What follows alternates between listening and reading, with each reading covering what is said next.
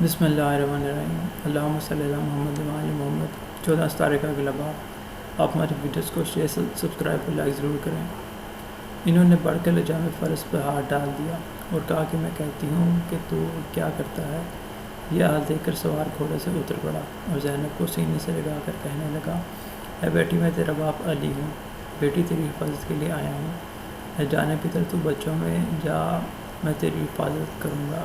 زینب نے فریاد و فغاں شروع کر دی اور تمام واقعات بیان کیے۔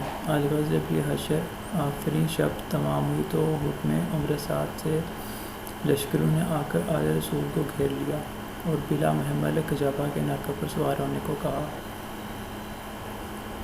چاروں ناچار رسول زادیاں ناکہ پر سوار ہوئیں۔ حال یہ تھا کہ سر کھولے ہوئے تھے، بال بکھرے ہوئے تھے اور انہوں نے اور آنکھوں سے آنسو جاری تھے۔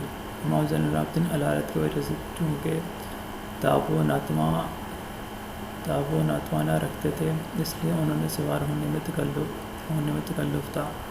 شیبہ نے تازے آنے سے اذیت پہنچائی اور فضا نے دوڑ کر امام کو سوار ہونے میں امداد دی اور آپ ناکے پر سوار ہو گئے، لیکن طاقت نہ ہونے کی وجہ سے اس کی پوست پر سنبھالنا سخت دشوار تھا۔ اس لیے دشمنان اسلام نے آپ کے پینوں کو ناکہ کے پیٹ سے ملا کر باندھ دیا۔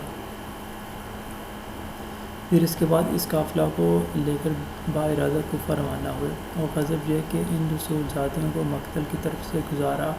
مورخین کا بیان ہے کہ جیسے ہی یہ حسینی قافلہ مقتل میں پہنچا، حشر کا سماں پیش ہو گیا۔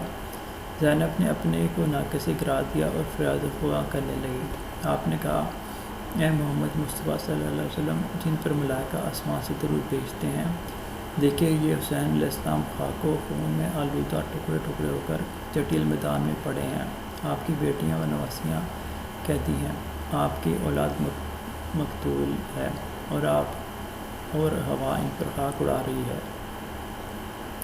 یہ دردناک مرثیہ سن کر دوست دشمن کو کوئی ایسا نہ تھا جو رونے نہ لگا ہو۔ اس وقت ان لوگوں کو محسوس ہوا کہ وہ کس قدر شدت غم گناہ کے مرتکب ہوئے ہیں، لیکن اب کیا ہو سکتا تھا۔ ماں سابقہ میں کہ زینب کی فریاد سے جانور بھی رونے لگے اور ان کی آنکھوں سے آنسو ٹپک رہے تھے۔ اسی طرح حضرت ام کلثوم بھی نوحہ فریاد کر رہی تھیں اور جناب سکینہ بھی محو گریہ و ماتم تھی۔ بالآخر دشمنوں کے تشدد سے یہ قافلہ آگے بڑھ گیا اور آل رسول کی لاشیں بے گور و کفن زمین گرم کربلا پر پڑی رہیں۔